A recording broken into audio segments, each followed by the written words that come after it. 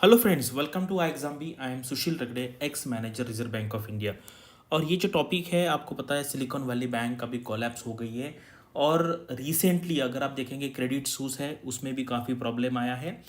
तो उसके बारे में मैं अलग से वीडियो बनाऊंगा। अभी ये जो हमारा पिछला सीरीज़ है उसमें ये थर्ड वीडियो है। आप पिछले वाले वीडियो भी देख लीजिए तो आपको समझ में आ जाएगा कि ये जो बैंक्स है यूएस के, वो क्यों कोलैप्स हो रहे हैं। और ये स्पेसिफिकली ये जो सिलिकॉन वैली बैंक है, इसके फेल्यूर में ये जो पोस्ट है ये वैकेंट रहने का बहुत बड़ा रीज़न है। तो आपको मतलब ये क्या है, थियोरेटिकल पर्पस के लिए आपको स्टडी करना है, एग्जाम पर्पस के लिए स्टडी करना है, लेकिन आपको प्रैक्टिकल एस्पेक्ट भी देखना है कि अगर आपने किसी बैंक में पैसा रखा है तो आपको ये चेक करना है कि उस बैंक में ये चीफ रिस्क ऑफिसर पोजीशन पे ऑफिसर है या नहीं है। देखो ये जो एसवीबी बैंक है, ये अगर आप देखेंगे तो ये आईसीआईसीआई एचडीएफसी बैंक इतना बड़ा था। यूएस का जो बैंकिंग सिस्टम है वो काफ़ी मैच्योर्ड है। स्टिल ये पोस्ट काफ़ी दिनों से, काफ़ी महीने से वैकेंट था। तो ऐसा नहीं है कि बड़े बड़े बैंक्स में बहुत सारे रूल्स फॉलो किए जाते हैं। तो आपको आपके बारे में, बैंक के बारे में भी थोड़ा सा इंक्वायरी करना है। अगर ऐसा आपको दिखता है तो आप आरबीआई को इसके बारे में इन्फॉर्म कर सकते हैं। ये प्रैक्टिकल एस्पेक्ट है, क्योंकि इतना बड़ा बैंक डूब जाएगा ये पहले किसी को लगा नहीं। आपको पता है यूएस में $250,000 का इंश्योरेंस मिलता है। इंडिया में ये अमाउंट है अभी बहुत कम है, सिर्फ 5 लाख रुपए का आपको इंश्योरेंस मिलेगा। तो हम ये देखेंगे कि ये चीफ रिस्क ऑफिसर पोजीशन क्या होती है। मैंने दो इसके जो रिक्रूटमेंट होते हैं, एक यूनियन बैंक ऑफ इंडिया और एक बैंक ऑफ बड़ौदा, उसका नोटिफिकेशन भी मैं रेफरेंस के लिए लिया है, क्योंकि आपको पता चले कि इस एरिया में अगर आपको फ्यूचर में जाना है तो आपको कौन से क्वालिफिकेशन चाहिए, या ये जो ऑफिसर होता है इसका क्या काम होता है, ये हम शॉर्ट में देखेंगे। अगर आपको, क्योंकि टेक्निकल मतलब बहुत टेक्निकल टॉपिक है ये रिस्क मैनेजमेंट, उसके ऊपर हम अलग से भी वीडियो बनाएंगे। अगर आपको कुछ डाउट है ये वीडियो देखने के बाद तो आप कमेंट सेक्शन में मुझे पूछ सकते हैं। तो चलो अभी हम वीडियो स्टार्ट करते हैं। तो देखो अभी 14 मार्च का ही एक न्यूज़ है। क्या लिखा है यहाँ पर? It's like having an airplane without a pilot और a ship without a captain. मतलब ये हम चीफ रिस्क ऑफिसर की बात कर रहे हैं। इनका कहना है, और ये फैक्ट है, कि ये बैंक में पिछले 8 महीने से चीफ रिस्क ऑफिसर का पोजीशन वैकेंट था। It will move, but to what direction, said Charles Elson, a retired professor of corporate governance at the University of Delaware. ठीक है, ये है न्यूज़। आप इसके बारे में पढ़ भी सकते हैं। मैंने देखा है बहुत सारे वीडियोस, लेकिन ये जो टॉपिक है इसको किसी ने हाईलाइट किया नहीं। अगर ये ऑफिसर होता तो आपको कोई अलग यहाँ पर सिचुएशन दिखाई दे। तो देखो ये, बट यहाँ पे ये लिखा है कि but the position is so technically complex that such a vacancy can be problematic. It makes it difficult that risk is being properly manage across the enterprises. मतलब ये जो पोस्ट है ये बहुत इंपॉर्टेंट है। और ये जो ऑफिसर होता है चीफ रिस्क ऑफिसर लेवल का, उनको बोर्ड के सामने एवरी वीक या कभी कभी एवरी डे बताना पड़ता है कि सिचुएशन क्या है। अलग अलग टाइप की रिस्क होती है बैंक में, आपको पता है क्रेडिट रिस्क है, मार्केट रिस्क है, करेंसी रिस्क है, लिक्विडिटी रिस्क है। तो ये मोस्टली लिक्विडिटी रिस्क है। आपने इन्वेस्टमेंट में पैसा, ये जो बैंक है ना, इनके पास काफ़ी सारा पैसा था पैंडेमिक के टाइम पे, तो उनको और लोन लेने के लिए कोई नहीं था, तो उन्होंने गवर्नमेंट बॉन्ड में इन्वेस्ट किया था। लेकिन उस टाइम पे आपको पता है कि इंटरेस्ट रेट बहुत कम थे। और अभी क्या हुआ, अभी इंटरेस्ट रेट बढ़ गए, तो वो जो उनके जो बॉन्ड थे उसकी वैल्यू कम हो गई। और अभी जब उनको पैसा लगा तो उनको वो जो उनका पोर्टफोलियो था, काफ़ी बड़ा पोर्टफोलियो था, नियर अबाउट 80-90 बिलियन डॉलर का, वो बेचना पड़ा और उससे उनको काफ़ी लॉस हुआ। तो ये जो चीफ रिस्क ऑफिसर है या रिस्क मैनेजमेंट डिपार्टमेंट होता है किसी भी बैंक का, वो ये एनालाइज करता है डेली बेसिस पे, वीकली बेसिस पे। उनके कुछ सॉफ्टवेयर होते हैं, लेकिन यहाँ पर ये पोजीशन पे ऑफिसर ही नहीं था। और ऐसा भी हो सकता है कि ये कोई कोइंसिडेंस नहीं था, किसी ने इसको पर्पसफुली भी वैकेंट रखा होगा, क्योंकि अगर उस पोजीशन पे कोई भी पर्सन बैठता तो उसको बताना ही पड़ता। और आपको पता है इसमें जो मैनेजमेंट में लोग थे उनको अभी यूएस गवर्नमेंट तो जेल में डालने वाला है, क्योंकि वो सारे लोगों ने, जिनको ये पता था क्या होने वाला है, उन्होंने 4-5-6-7 महीने पहले ही उनके शेयर्स बेच दिए थे, उनके पैसे बैंक से निकाल लिए थे। तो ये मतलब ऐसा है कि ये एक्चुअली किसी ने पर्पसफुली किया है। तो आपको ये ध्यान रखना है कि ये सीआरओ पोजीशन होता है, ये बहुत इंपॉर्टेंट है। प्रैक्टिकल पर्पस के लिए भी हमारा जहाँ पे पैसा है हमें ये चीज़ चेक करनी चाहिए। बड़े बड़े बैंकों में 100% हो सकती है, लेकिन हमें फिर से चेक करना है। लेकिन छोटे बैंकों में मैंने देखा है कि इस टाइप के पोजीशन नहीं होते हैं। और आपको ये भी एक प्रैक्टिकल एक टिप जैसा है रिक्रूटमेंट के लिए, अगर आप रिस्क मैनेजमेंट रिलेटेड कुछ भी करेंगे तो आगे जाके फ्यूचर में आपको इसमें काफ़ी सारे जॉब्स मिल सकते हैं, वैकेंसी आगे जाके होने वाली है। तो ये देखो यहाँ पे मैं बता दूंगा, एक वैकेंसी आई थी। मतलब ये एक ही होता है ना चीफ रिस्क ऑफिसर, यानी कि रिस्क मैनेजमेंट डिपार्टमेंट काफ़ी बड़ा हो सकता है, जहाँ पे 400 500 600 लोग हो सकते हैं एसबीआई या बैंक ऑफ बड़ौदा जैसे बड़े ऑर्गेनाइजेशन में। लेकिन जो सीआरओ होता है चीफ रिस्क ऑफिसर वो एक ही होता है। तो यहाँ पे देखिए पोजीशन क्या है, ठीक है। और यहाँ पे मैं आपको शॉर्ट में बता दूंगा रोल एंड रिस्पॉन्सिबिलिटी क्या है। ये मैं मन से नहीं बता रहा हूँ, ये बैंक के रिक्रूटमेंट के नोटिफिकेशन में दिया, तो उससे आपको एक थोड़ा सा आइडिया यहाँ पर आ जाएगा। The chief risk officer shall oversee the entire process of risk management in a bank, including at a group level, covering domestic operations, international subsidiaries, domestic subsidiaries, overseas territories, and branches. He or she will be responsible to review the risk models, developing policies, procedures, pricing models, etc. for the bank. बहुत high level का position ये। The role of chief risk officer will broadly classified under the following operations, मतलब credit risk management है, market risk है, operational risk है, liquidity risk है and interest rate risk है। ये जो अभी जो फ्रॉड हुआ है उसका मोस्टली यहाँ पर हम लैप्सेस देख सकते हैं, क्योंकि लिक्विडिटी यानी कि अगर मान लीजिए लोग आते हैं पैसे डिपॉजिट करने के लिए, तो आपके पास पैसा है क्या, ये बैंक के पैसा था या बैंक के पास पैसा था लेकिन वो गवर्नमेंट सिक्योरिटीज़ में इन्वेस्टमेंट किया हुआ था, और उसकी जो आज की वैल्यू थी इंटरेस्ट रेट हाई होने की वजह से, आपको पता है इंटरेस्ट रेट एंड बॉन्ड जो है वो इन्वर्सली प्रोपोर्शनल है। हाई रेट इंटरेस्ट रेट हो गया यानी कि बॉन्ड की जो वैल्यू है वो कम हो गई और उनको वो बॉन्ड लॉसेस पे बेचने पड़े, इसको कहते हैं liquidity management. And similarly interest rate का मतलब ही वही है कि इंटरेस्ट रेट में अगर अप्स एंड डाउन्स होते हैं तो उसका बैंक के प्रॉफिटेबिलिटी पे क्या फर्क पड़ेगा एंड बैंक का जो ओवरऑल हेल्थ है उस पर क्या फर्क पड़ेगा, ये रेगुलरली चेक करना पड़ता है। तो इसलिए यहाँ पे देखा कि प्रोसीजर है, पॉलिसीज है, मॉडल्स है, ये डेवलप करने होते हैं ये सीआरओ को, और वही यहाँ इस बैंक में नहीं था इसलिए वो बैंक कोलैप्स हो गया। और यहाँ पे देखिए the CRO will shall report directly to the bank chief executive MD and CEO risk management committee of the board, ठीक है। ये रेगुलरली अपडेट करना पड़ता है, अगर लेकिन ऑफिसर है ही नहीं तो कौन करेगा। और इसको ये जो है ना यहाँ पे एनेक्चर में काफ़ी डीप में यहाँ पर एक्सप्लेन किया हुआ है, अगर आपको इंटरेस्ट है तो आप वो पढ़ सकते हैं।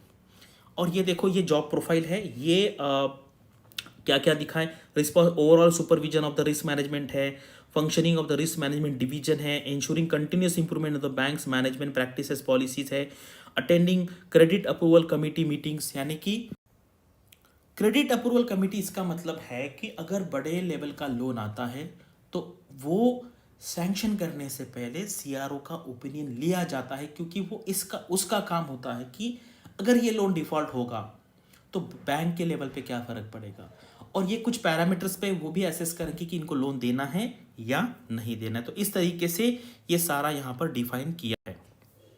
क्वालिफिकेशन क्या होता है यहाँ पर देखो, अगर आपको इस फील्ड में जाना है तो एक एफआरएम काफ़ी फेमस है, आपको पता है FRM financial risk management FRM, या एक उसी टाइप का एक पीआरएम भी होता है प्रोफेशनल रिस्क मैनेजमेंट। और यहाँ पर ये दिया है कि 2 years experience as a CRO in such regulated lender of respect which is regulatory requirement of the appointing CRO of the board approval, ठीक है। एडिशनल क्वालिफिकेशन, ठीक है, डिजायरेबल है, ये कंपलसरी है, मैंडेटरी है, ठीक है। अगर कोई सीए है, सीएफए है, देखो सीएफए है, तो इसीलिए मैं कहता हूँ कि अगर आपको एमबीए करने का ऑप्शन है आपके पास और उसको नहीं करना है आपको, तो आप क्या कीजिए एफआरएम प्लस सीएफए, ये दो अगर आप कर लेंगे तो आपकी एम्प्लॉयबिलिटी बहुत बढ़ जाएगी। चार्टर्ड अकाउंटेंट सीए होगा तो भी चलेगा, and cost and management accountant CMA है तो भी चलेगा। यानी कि आप सीए, ये तो थोड़ा सा डिफिकल्ट लेवल के कोर्सेस है सीए सीएमए, लेकिन अगर आप ये करेंगे एफआरएम प्लस सीएफए, और आप देखो जिनको फाइनेंस में जाना है, मतलब आईआईएम से एमबीए करने के बाद फाइनेंस में वहाँ पे स्पेशलाइजेशन नहीं होता, जनरल होता है, लेकिन वहाँ पर सब्जेक्ट्स लेने के बाद भी लोग FRM एंड CFA करते हैं। इससे आपका जो एम्प्लॉयबिलिटी है बहुत बढ़ जाती है और इसमें काफ़ी अपॉर्चुनिटीज़ इंडिया में, US में, UK में आपको मिलता है। ठीक है, ये भी देख लीजिए, ये दूसरे बैंक का है।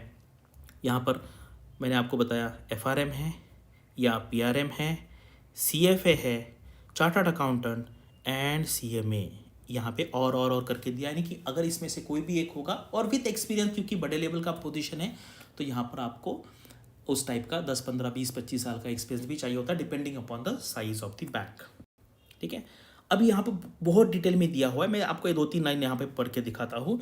The expectation from a position of a CRO is to be risk assessor for the bank. He would be overall in a charge of risk management function of the bank. It is expected that he will be driving the risk function, regulatory monitoring role, and an agile and insight-driven risk management functions, and to play the role of an advisor to top management in the area of risk management for the bank apart from continuous risk monitoring. यानी कि top management को advice करना है। अगर SVB bank में अगर ये officer होता तो वो कंटिन्यूसली एडवाइस करता कि आप ये पोजीशन, आप ये एक्शन लीजिए या आप एक्शन मत लीजिए। तो इसीलिए ये जो पोजीशन है ये बहुत हाई लेवल का है और आपको ये मतलब क्राइसिस जो है SVB बैंक का और डिटेल में समझना है तो आप मेरे जो प्रीवियस 2 जो वीडियोस है वो भी आप यहाँ पर देख सकते हैं। ठीक है, और उसमें रिस्क मैनेजमेंट है। तो ये देखिए ना, ये बहुत डिटेल में, मतलब अगर आपको इसमें करियर करना है, अभी एग्जाम पर्पस के लिए मैंने जितना बोल दिया उतना भी अगर आपको पता चल गया होगा तो भी ठीक है। मोस्टली इंटरव्यू में इस टाइप के क्वेश्चन आ सकते हैं इंटरव्यू में, और अगर आप इस टाइप के क्वेश्चन का अच्छे से आंसर देंगे तो काफ़ी पॉजिटिव आपका रिजल्ट रहेगा।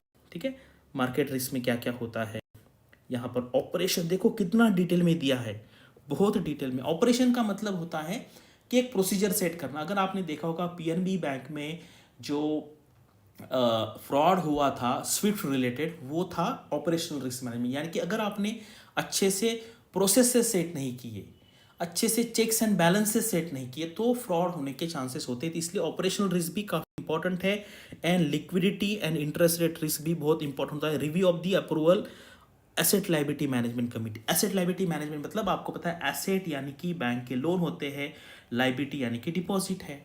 तो यहाँ पर हमें देखना है कि अगर मान लीजिए मेरे डिपॉजिट होल्डर जो है वो पैसा लेने के लिए आ गए, यानी कि उनको विड्रॉ करने के लिए आ गए, तो हमारे पास कितने एसेट्स हैं उसके बेसिस पे हम ये पैसा वापस कर सके, वो होता है एसेट लाइबिलिटी मैनेजमेंट। कंटिन्यूसली देखना पड़ता है कि इस दिन में इतने लोग आ गए तो हम पैसा कहाँ से देंगे। देखो लिक्विडिटी क्या होता है ना, उससे लिक्विडिटी यानी कि ठीक है हम प्रॉपर्टी बेच के तो दे देंगे लेकिन उसमें लॉस भी नहीं होना चाहिए। लिक्विडिटी का मतलब होता है विदाउट हैविंग अ लॉस, मतलब नहीं तो अदरवाइज लोग बोलेंगे बेच दो। ठीक है, ये तो ये थोड़ा सा टेक्निकल टॉपिक है, लेकिन हमारा अभी ये पर्पज़ ये है कि जो एग्ज़ाम रिलेटेड है वही टॉपिक लेके जो स्टूडेंट को मतलब समझ में जल्दी नहीं आते हैं, लेकिन 1-2 बार उनको कोई अच्छे से समझाएगा तो ये बात इतनी भी मुश्किल यहाँ पर नहीं है। तो मैंने ये पिछले वीडियो में बैंक रन क्या है ये सारा, और ये देखो ये इतना अमीर होने के बावजूद उन्होंने 50 डिफरेंट बैंक में उनका पैसा रखा है। वाई $250,000? बिकॉज ये उनका जो DICGC है फेडरल वाला FDIC, वहाँ पर ये लिमिट है इंश्योरेंस का, यानी कि अगर आपका बैंक डूब गया तो आपको इतना पैसा इंश्योर्ड है। तो सिमिलरली ये जो पैसा है इंडिया में 5 लाख रुपीज़ है। उसके बाद ये सिलिकॉन वैली बैंक के बारे में, ये मेरा प्रीवियस वीडियो से मैंने ये स्लाइड दिया है, तो आपको ये पूरा मैंने क्या किया, पिछले जो वीडियो थे उनके भी स्लाइड्स यहाँ पर साथ में कर दिए, यानी कि फिर आपको ये पूरा एक साथ एक ही PPT में PDF में पढ़ने का आसान हो जाएगा। ठीक है, फिर उसका शेयर्स का क्या होगा, अभी ये थोड़ा सा पुराना हो गया। इस बैंक को अभी चल रहा है US में, जो कोई खरीदार मिले। अभी ये जो आपने न्यूज़ देखा होगा जो JP मॉर्गन का, वो सिर्फ UK आर्म वाला है, वो पूरे बैंक को नहीं खरीदा है उन्होंने। ठीक है, तो ये क्या है मैंने पूरे डिटेल में एक्सप्लेन किया हुआ, आप यहाँ पे देख सकते हैं। रन ऑन द बैंक का मतलब क्या होता है जब सारे लोग आ जाते हैं, ये मेरा प्रीवियस वाला वीडियो है। और मैंने जो आपको बताया कि इंटरेस्ट रेट बढ़ने के वजह से ही ये फ्रॉड हुआ है, लेकिन अगर चीफ रिस्क ऑफिसर होता तो वो उनको कोई अल्टरनेटिव वे सजेस्ट करता कि अगर ये हो रहा है तो हम क्या करें। अभी वहाँ पर कोई था ही नहीं, तो इसलिए ये बहुत बड़ा रिस्क हो गया है। ठीक है, ये देखो SVB completed the sale of substantial of its available for sale securities portfolio. SVB told approximately 21 billion of securities which will result in after tax loss of approximately 1.8 billion in the first quarter. ये क्यों cell किया है? क्योंकि लोग आ गए पैसे निकालने के लिए सारे, और इनके पास वो सिक्योरिटीज़ थी वो अवेलेबल नहीं थी, और अभी हाई इंटरेस्ट की वजह से उनकी वैल्यू कम हो गई, इसके वजह से वो लॉस यहाँ पर हुआ है। ठीक है, बाकी मैंने ये भी एक्सप्लेन किया कि सिल्वरगेट बैंक जो है वो भी फेल हुआ है, और वो कॉन्टेजियन इफेक्ट आ जाता है, मतलब किसी एक बैंक फेल हो गया, लाइन लग जाती है, तो बाकी लोगों को भी लगता है कि हमारी भी बैंक फेल होगी, तो ये कॉन्टेजियन इफेक्ट इसको कहते हैं। और ये पूरे बड़े बड़े वर्ल्ड के कौन से बैंक है, इसका एसेट साइज कितना है, एचडीएफसी के साथ, आईसीआईसी के साथ मैंने यहाँ पर कंपेयर किया है, वर्ल्ड के टॉप बैंक्स है, और ये मैंने पिछले वीडियो में एक्सप्लेन किया है, लेकिन मैं आपको शॉर्ट में यहाँ पर बता रहा हूँ, या पूरा देख सकते हैं यहाँ पर क्या क्या इवेंट्स यहाँ पर हुए हैं। Rising interest rate led to the venture capital firm cutting fewer and smaller check startups triggering the funding winter। मतलब जो स्टार्टअप, और ये जो बैंक था एसवीबी, ये स्टार्टअप्स के लिए काफ़ी फंडिंग करता था। ठीक है, और ये सारा यहाँ पे देखो, ये US federal reserve starting raising interest rate which drew down the value of the bonds holding issued at a lower rates. ठीक है, तो ये हमने पिछले के स्लाइड में डिस्कस किया था। तो ये जो टॉपिक है यहाँ पर जो आपके जीए के एग्ज़ाम होते हैं, बाकी सारे बैंक के, आरबीआई है, नाबार्ड है, सेबी है, आईएफएससी है, यहाँ पर एक क्वेश्चन आ सकता है इसके बारे में ऑब्जेक्टिव में, लेकिन इंटरव्यू में ना ये डेफिनेटली पूछा जाएगा कि एसवीबी बैंक के बारे में आपको क्या पता है। अगर आप इतना अच्छा और हाई लेवल का आंसर देंगे तो आपके चांसेस जो है सिलेक्शन के वो काफ़ी बढ़ जाएंगे। तो आपको ये लेटेस्ट में अभी क्रेडिट सूज के बारे में भी मैं वीडियो बनाऊंगा 1-2 दिन में, तो आप पहले ये अच्छे से समझ लीजिए, कुछ डाउट है तो यहाँ पर हमें पूछिए। तो ये हम अदर रेगुलेटरी बॉडीज़ को गाइड करते, तो ये हमारे यहाँ पर रिजल्ट है। ठीक है, तो ये है एसवीबी बैंक का पूरा, तो मैंने 3 वीडियो उसके ऊपर बनाए हैं, पूरा देख लीजिए, और कुछ भी डाउट है तो कमेंट सेक्शन में मुझे पूछिए। अभी इमीडिएटली मैं 1 या 2 दिन के बाद अभी थोड़ा स्टडी करना पड़ेगा कि क्रेडिट सूज का थोड़ा हिस्ट्री क्या है, क्या क्या हुआ, अभी उसका आगे कैसे होगा, शेयर प्राइस पिछले 2 दिन में काफ़ी ज़्यादा गिरी है। ठीक है, तो ये कॉन्टेजन इफेक्ट है, क्या इंडिया में आएगा नहीं आएगा, वो सारा हम यहाँ पर देखेंगे। Thank you for watching this video and all the best for your studies and upcoming examinations.